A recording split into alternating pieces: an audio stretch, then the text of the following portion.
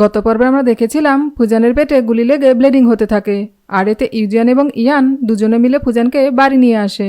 এরপর ফুজানের জন্য ডাক্তার ডেকে আনলে ডাক্তার বলে চিন্তার কোনো কারণ নেই, গুলি বের করে দেওয়া হয়েছে, উনি খুব তাড়াতাড়ি সুস্থ হয়ে যাবেন, এই বলে ডাক্তার সেখান থেকে চলে যায়।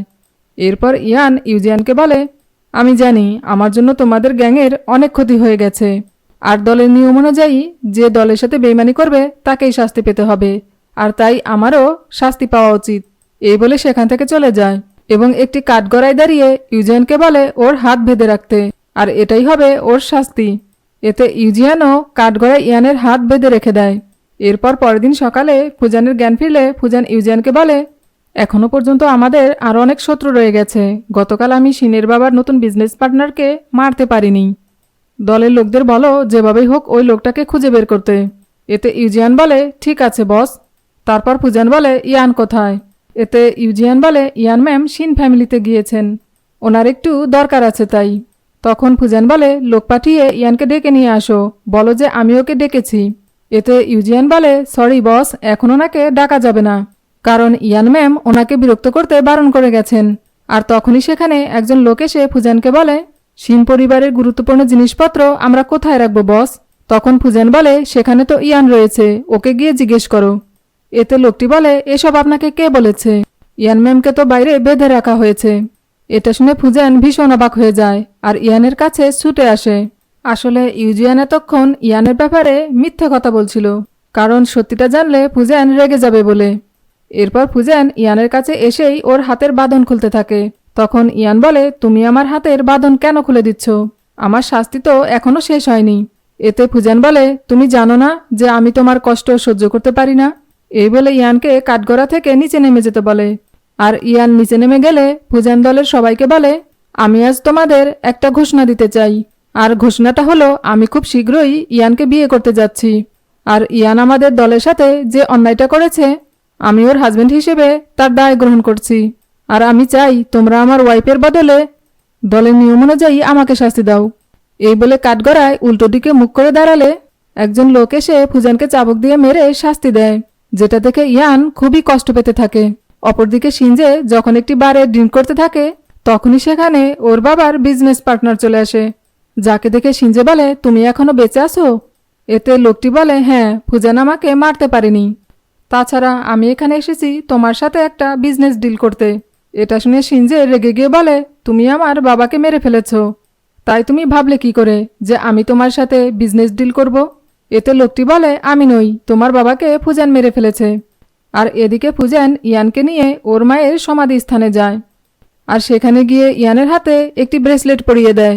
তারপর ইয়ানের মাকে বলে মা তুমি আমাকে ক্ষমা করে দিও, আমি তোমাকে কথা দিয়েছিলাম যে ইয়ান যখন বড় হবে তখন একটি ভালো ছেলে দেখে আমি ওর বিয়ে দিয়ে দেব, কিন্তু আমি আমার সেই কথাটা রাখতে পারিনি।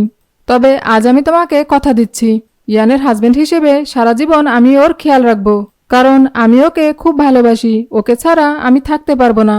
আর তখনই সেখানে স্নোফল হতে শুরু করে, যেটা দেখে ইয়ান বলে মা আমাদের দুজনের সম্পর্কটা মেনে নিয়েছে, আর এই স্নোফল আসলে আমাদের তার ইঙ্গিত দিচ্ছে। এরপর রাতের বেলা ইয়ান যখন ওর কিছু পেন্টিং দেখতে থাকে তখনই সেখানে ফুজান চলে আসে, আর এসেই ইয়ানকে বলে তুমি এসব কি করছো? এতে ইয়ান বলে সামনে আমার একটি এক্সিবিশন আছে, তাই এই ছবিগুলো দেখছিলাম, তাছাড়া সামনেই নিউ ইয়ার আসছে, আর আমি চাই নিউ ইয়ার উপলক্ষে তুমি আমাকে কিছু নতুন পোশাক কিনে দাও। এতে ফুজান বলে ঠিক আছে কিনে দেব, কিন্তু তার বদলে তুমি আমাকে কি দেবে? এতে ইয়ান বলে তুমি আমার কাছে কি চাও বলো, আমি তোমাকে তাই দেব। তখন ফুজান ইয়ানের খুব কাছে গিয়ে বলে আমি বাবা হতে চাই। এতে ইয়ান হেসে দিয়ে বলে আমি কি বলেছি যে আমি তোমার বাচ্চার মা হতে চাই?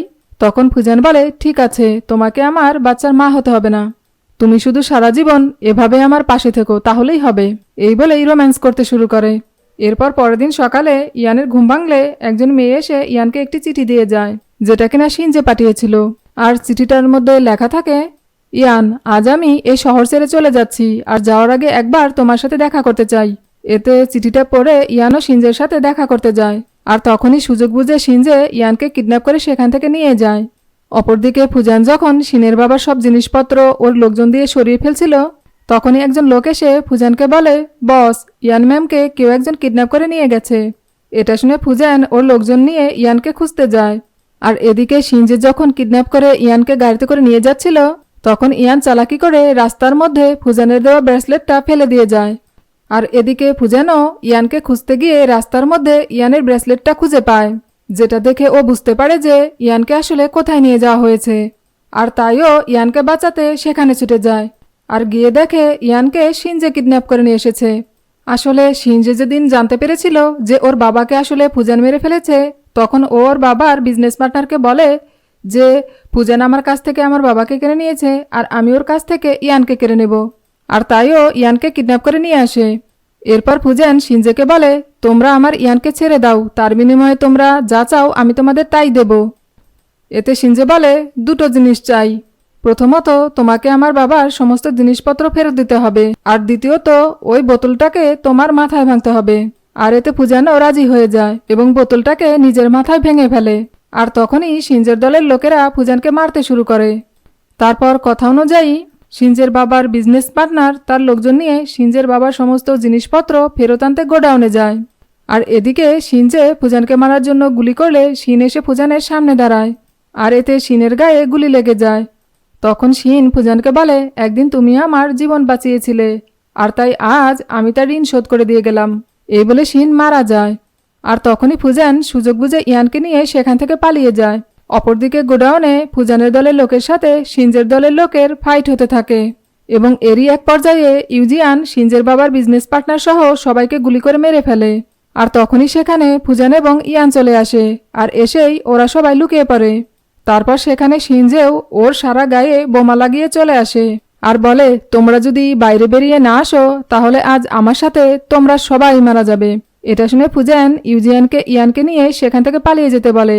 এতে ইউজিয়ান এবং ইয়ান সেখান থেকে পালিয়ে যায়। আর ফুজান ঝাঁপ দিয়ে শিনজেকে আটকে ধরে। এটা দেখে ইয়ান সেখান থেকে যেতে না চাইলেও ফুজানের কথায় ইউজিয়ান জোর করে ইয়ানকে সেখান থেকে নিয়ে যায়। আর তার কিছুক্ষণ পরেই বোমা বিস্ফোরণে পুরো গোডাউনে আগুন ধরে যায়, যে কারণে গোডাউনের ভেতরে থাকা সবাই আগুনে পুড়ে মারা যায়। এরপর 2 বছরের পরের সিন দেখানো হয়, যেখানে ফুজানের অবর্তমানে ইয়ানই পুরো গ্যাংয়ের দেখাশোনা করতে থাকে। কিন্তু ও মনে মনে এখনো বিশ্বাস করে যে ফুজান এখনো বেঁচে আছে। আর তাই ও যখন ইউজিয়ানকে জিজ্ঞেস করে, তুমি কি ফুজানের কোনো খবর পেয়েছো? এতে ইউজিয়ান বলে, ম্যাম 2 বছর হয়ে গেছে, বসের কোনো খোঁজ নেই।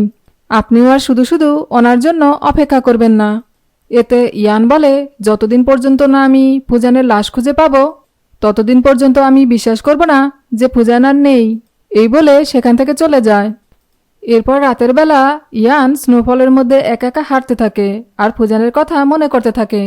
আর ঠিক তখনই ওর সামনে ফুজান চলে আসে, যেটা দেখে ইয়ান ভীষণ অবাক হয়ে যায় এবং ফুজানকে গিয়ে জড়িয়ে ধরে। আর এখানেই আমরা জানতে পারি আসলে সেই দিন বিস্ফোরণের আগেই ফুজান সেখান থেকে বেরিয়ে গিয়েছিল আর ওদের সব শত্রুদের শেষ করতেই এতদিন সবার আড়ালে লুকিয়েছিল। এরপর ফুজান বলে, আমি তোমার কাছে সারা জীবনের জন্য ফিরে এসেছি ইয়ান। এখন থেকে আমাদের দুজনকে আর কেউ আলাদা করতে পারবে না। আর এভাবেই ওদের দুজনের হ্যাপি এন্ডিংয়ের মাধ্যমে গল্পের শেষ দেখানো হয়।